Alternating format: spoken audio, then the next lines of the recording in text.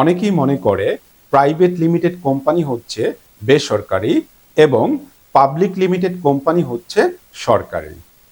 আসুন জেনে নেই এই দুই ধরনের কোম্পানির মধ্যে পার্থক্য। আসলে প্রাইভেট লিমিটেড এবং পাবলিক লিমিটেড কোম্পানি যে কোনোটি সরকারি এবং বেসরকারি হতে পারে। পৃথিবীতে বিভিন্ন ধরনের ব্যবসায় প্রতিষ্ঠান রয়েছে, যেমন এক মালিকানা ব্যবসায়, অংশীদারি ব্যবসায় এবং কোম্পানি ব্যবসায় অন্যতম।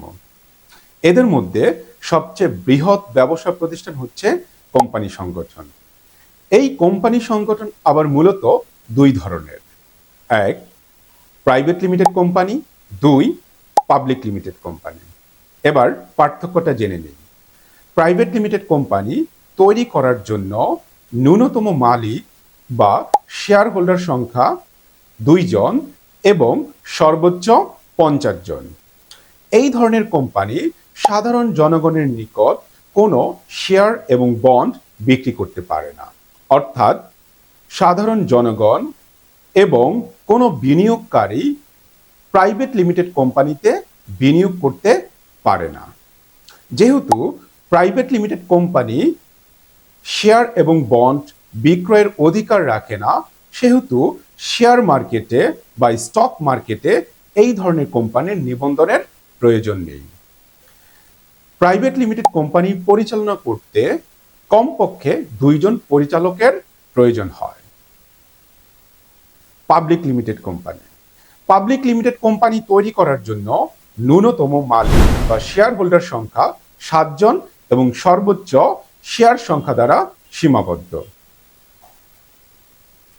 এই ধরনের কোম্পানি জনগণের নিকট শেয়ার এবং বন্ড বিক্রি করতে পারে। অর্থাৎ সাধারণ জনগণ এবং যে কোনো বিনিয়োগকারী এই ধরনের কোম্পানিতে বিনিয়োগ করতে পারে। যেহেতু পাবলিক লিমিটেড কোম্পানি শেয়ার এবং বন্ড বিক্রি করতে পারে, সেহেতু শেয়ার মার্কেটে অবশ্যই এই ধরনের কোম্পানির নিবন্ধনের প্রয়োজন রয়েছে। পাবলিক লিমিটেড কোম্পানি পরিচালনা করতে ন্যূনতম 3 জন পরিচালকের প্রয়োজন হয়। আমরা পরবর্তী ভিডিওতে জানব শেয়ার এবং বন্ডের পার্থক্য।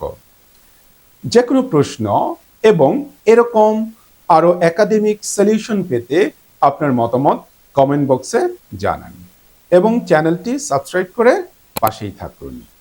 ধন্যবাদ।